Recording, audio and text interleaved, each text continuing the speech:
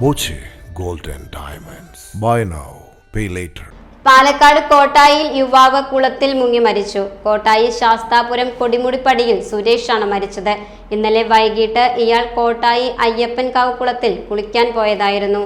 വസ്ത്രങ്ങളും മൊബൈൽ ഫോണും മറ്റു സാധനങ്ങളും കുളത്തിന് സമീപത്ത് അഴിച്ചുവെച്ച ശേഷം കുളത്തിൽ ഇറങ്ങിയതാണ്.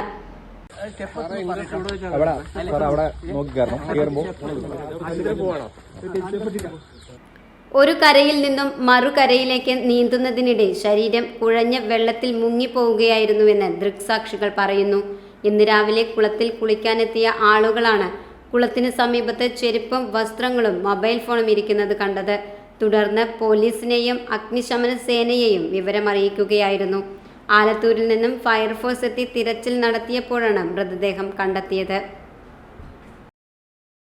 Time kids pre school, Mannannur road, Vaniyamkulam. .View news. കാഴ്ചകളാണ് ലോകം, കണ്ടു തുടങ്ങുക.